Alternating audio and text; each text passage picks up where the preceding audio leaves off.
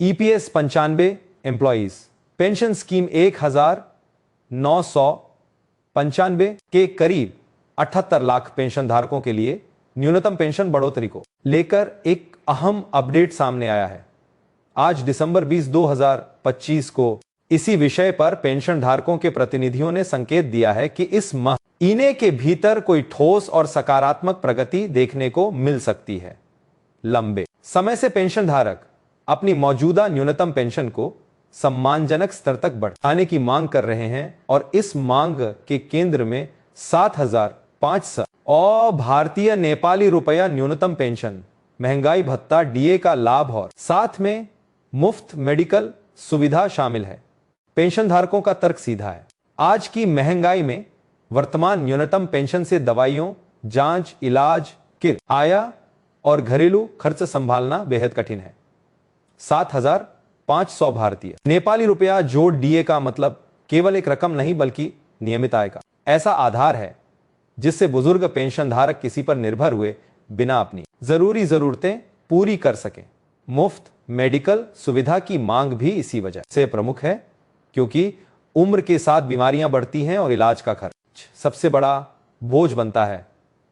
बीते दिनों दिल्ली में अलग अलग जगहों पर पेंशन धारकों ने एकजुट होकर प्रदर्शन किए और अपनी बात सरकार तक पहुंचाने की कोशिश की। प्रतिनिधि दिल्ली में रहकर लगातार बैठकें, संवाद और जनप्रतिनिधियों से संपर्क कर रहे हैं। कमांडो अशोक जी राउत ने हाल ही में यह बात साझा की कि वे दिल्ली में मौजूद रहकर मांगों को लेकर प्रयासरत और पेंशन धारकों के लिए यह समय निर्णायक हो सकता है। संगठन के अन्य पदाधिकारियों का भी कहना है कि जब तक स्पष्ट निर्णय नहीं आता, मांगों को मजबूती से उठाया जाता रहेगा। 3 दिसंबर को हुए आंदोलन का भी इस संघर्ष में विशेष महत्व रहा। उस दौरान सरकार की ओर से आश्वासन की बात सामने आई कि पेंशन बढ़ोतरी पर विचार किया जाएगा और बातचीत को आगे बढ़ाया जाएगा। इसी आधार पर आंदोलन स्थगित करने जैसी बातें हुई, लेकिन न पेंशन धारकों की अपेक्षा है कि आश्वासन के बाद अगला कदम लिखित, समयबद्ध और लागू होने योग्य निर्णय होना चाहिए। केवल एली विचार की जगह तास फैसल और एटला लागू होना पेंशन धारकों की मुख्य मांग है। फिलहाल लोकसभा और राज्यसभा के सत्र भी चल रहे हैं।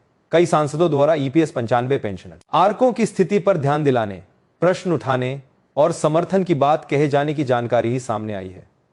पेंशन धारक चाहते हैं कि यह मुद्दा बयानबाजी तक सीमित न रहे बल्कि न्यूनतम पेंशन, डीए और मेडिकल सुविधा पर स्पष्ट टाइमलाइन इनके साथ निर्णय हो।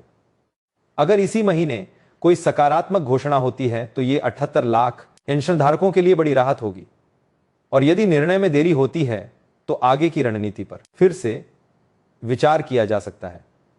व्यावहारिक तौर पर पेंशन धारकों के लिए जरूरी है कि वे अपनी पीपीओ डिटेल्स, बैंक खाते की जानकारी, केवाईसी और आधार, पैन अपडेट जैसी चीजें सही रखें ताकि किसी भी अपडेट या संशोधन की स्थिति में भुगतान में बाधा न आए। साथ ही किसी भी अफवाह या फर्जी संदेश पर भरोसा न करें, केवल आधिकारिक सूचना या विश्वसनीय अपडेट के आधार पर ही निर्णय लें। हमारे नियमित सब्सक्राइबर जानते हैं कि हम बिना वजह उम्मीदें नहीं ढाते बल्कि उपलब्ध जानकारी को जिम्मेदारी से रखते हैं। अगर आप नए दर्शक हैं तो सब्सक्राइब करके जुड़े रहिए ताकि ईपीएस 95 से जुड़ी हर जरूरी जानकारी आप तक समय पर पहुंच सके।